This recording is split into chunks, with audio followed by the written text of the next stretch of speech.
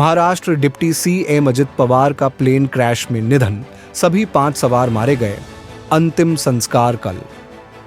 महाराष्ट्र के deputy CM Ajit Pawar का निधन हो गया है। आज सुबह बारामती एयरपोर्ट पर लैंडिंग के दौरान उनका चार्टर्ड प्लेन क्रैश हो गया।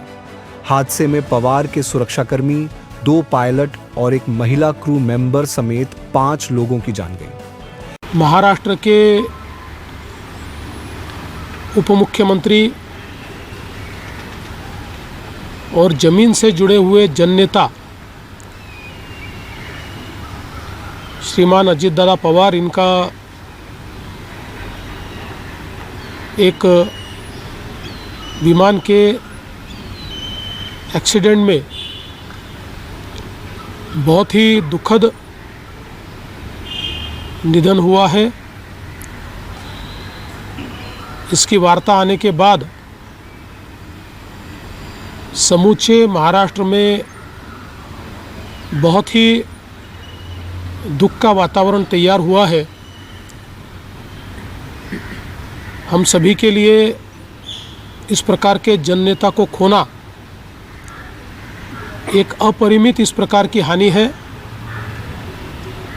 व्यक्तिगत मेरे लिए वो एक बहुत ही दमदार और दिलदार इस प्रकार के मित्र थे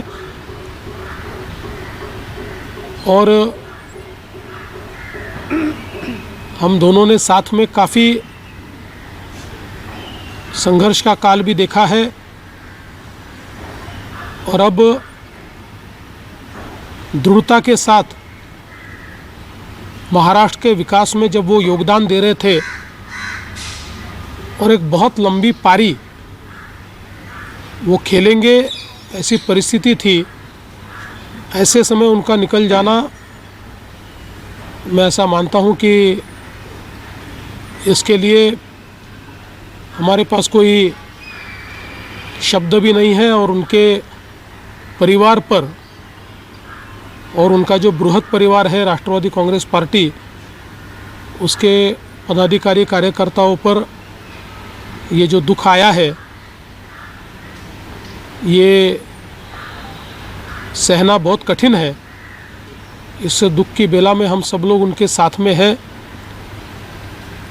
अभी जो उनका परिवार है वो जब बारामती पहुंचेगा, उसके बाद उनसे चर्चा करके आगे की सारी चीज़ें ज्ञात की जाएगी। मैं उप मुख्यमंत्री एकनाथ जी शिंदे, हम सभी लोग अभी कुछ समय में बारामती जाएंगे और उसके बाद आगे की चीज़ें आप तक हम पहुंचाएंगे। सुबह मैंने आदरणीय प्रधानमंत्री जी को और आदरणीय गृह मंत्री जी को इसकी पूरी जानकारी दी।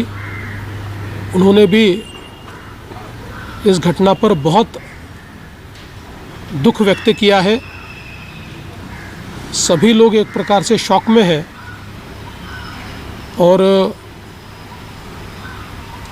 अब आगे की जो भी कार्रवाई है वो जैसे तय होगी वैसे आप लोगों को बताया जाएगा। दिल्ली क्राइम ब्रांच ने गैंग वॉर में खूनी बदला लेने वाले 3 शार्प शूटरों को किया गिरफ्तार।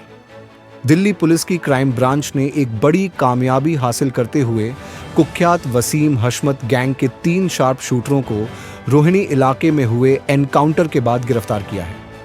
आरोपी रहमान, आदिल और उनका एक नाबालिग साथी है। ये तीनों शास्त्री पार्क में हुए सनसनीखेज कमो पहलवान हत्याकांड में वांटेड थे।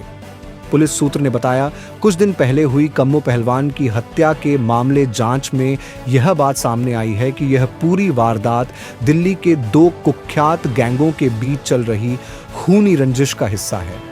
दरअसल 30 से 31 दिसंबर 2025 की रात को गैंगस्टर वसीम हशमत की हत्या कर दी गई थी, जिसकी जिम्मेदारी लॉरेंस बिश्नोई गैंग ने ली थी। एक क्राइम ब्रांच की टीम ने डीसीपी संजीव यादव के नेतृत्व में 2 क्रिमिनल्स जो कि एक मर्डर की वारदात में शामिल थे, शास्त्री पार्क में अभी 25 तारीख को एक शूट आउट हुआ था जिसमें एक शख्स की डेथ हो गई थी। एक मर्डर का इंसिडेंट रिपोर्ट हुआ था। उसमें शामिल जो 3-4 लड़के थे उनकी कुछ इन्फॉर्मेशन कल मिली थी क्राइम ब्रांच की टीम को। तो संजीव यादव साहब के नेतृत्व में एक टीम गठित की गई जिसने कल रोहिणी के एरिया में एक ट्रैप लगा रखा था, जिस पर एक चोरी की स्कूटी, वाइट कलर की स्कूटी जो आते हुए 3 लड़के उस पर दिखाई दिए। उनको रुकने का इशारा किया तो उन्होंने विदाउट किसी प्रोवोकेशन के पुलिस पार्टी पर फायरिंग किया, तो जिसको उनको कंट्रोल करने के लिए एक छोटा सा एक एनकाउंटर हुआ, ब्रीफ एनकाउंटर हुआ, जिसमें 2 लोग जो थे उनको गिरफ्तार किया गया। उसमें एक रहमान नाम का आदमी है, ये सीलमपुर का रहने वाला है, और दूसरा आदिल है, ये भी ये शास्त्री पार्क का रहने वाला है। इन 2 आदमियों को अरेस्ट किया गया।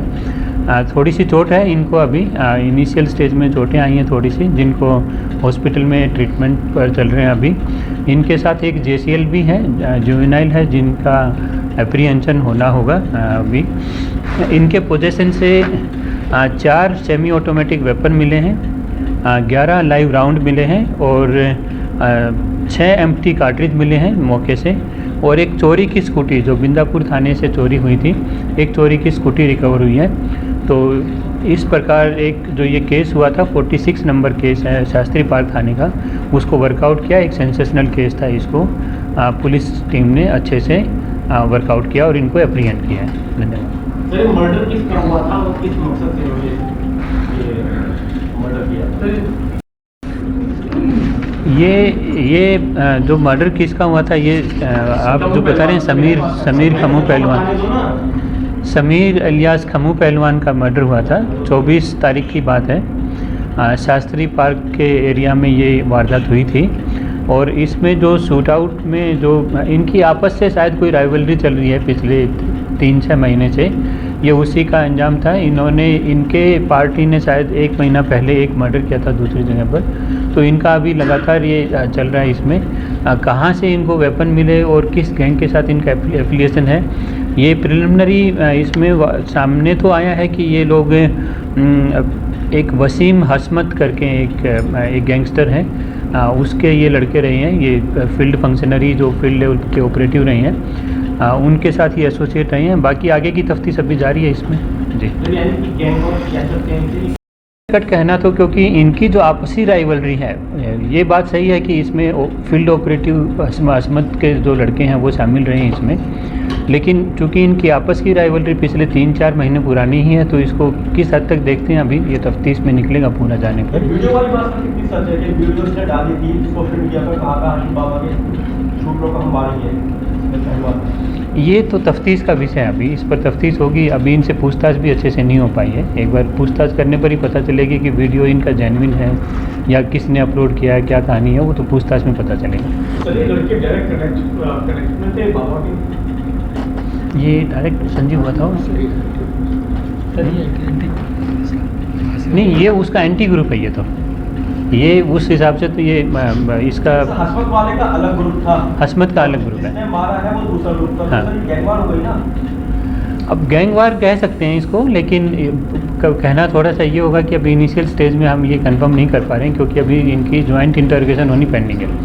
इनकी एक साथ इंटरोगेशन होगी, आगे की पूछताछ में पता चलेगा, तो ज़रूर आपको बताई जाएगी ये बात।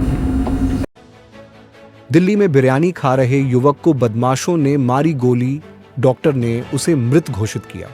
पुलिस जांच में जुटी। दिल्ली के सीलमपुर इलाके में एक युवक की सरेआम गोली मारकर हत्या कर दी गई है। मृतक की पहचान तारिक हसन के तौर पर हुई है। तारिक को मंगलवार को शाम करीब 5:30 बजे उस वक्त गोली मारी गई जब वो सीलमपुर में के ब्लॉक की एक दुकान पर बिरयानी खा रहा था। घायल तारिक को जीटीबी हॉस्पिटल पहुंचाया गया, जहां डॉक्टर ने उसे मृत घोषित कर दिया। पुलिस ने वारदात की रिपोर्ट दर्ज कर जांच शुरू कर दी है। पुलिस सीसीटीवी फुटेज से बदमाशों की पहचान में जुटी है। अब उनके साथ में 6-7 बंदे थे, बिरयानी खाने आए थे। बिरयानी खाया, अपना जैसे ही गोली उन्होंने चिल्लाया ना कि गोली लगी, उसके बाद यहाँ लेके आया, उठा के तुरंत लेके आया। उसके बाद साथ में ऑटो पे रख के लेके चले गए। मैंने पूछा क्या हुआ, बताया नहीं, कुछ बताया नहीं, ऐसे लेके चले गए। कितने लोग थे वो? 6-7 थे बंदे। लगी कहाँ गोली, किस जगह लगी? गोली जब शरीर में शायद यहाँ लगी है, कंफर्म नहीं, पर यहाँ लगी है, करीब इतने पेट में लगी है शायद। उसके बाद यहाँ से उठाया, सीधा ऑटो में लेके चले गए। मैंने पूछा भी क्या हुआ, बताया नहीं कुछ, क्या हुआ क्या नहीं, सीधा लेके चले गए। आवाज आई थी उस समय? आवाज बहुत हल्की आवाज आई थी, ये मान लो मैं अंदर था, इतनी तेज आवाज नहीं आई गोली की, लग नहीं रही थी कि गोली की आवाज है। उसके बाद उन्होंने खुद चिल्लाना शुरू कर दिया कि आवाज गोली लग गई, गोली लग गई। ब्यूरो रिपोर्ट, टीम तफ्तीश न्यूज़,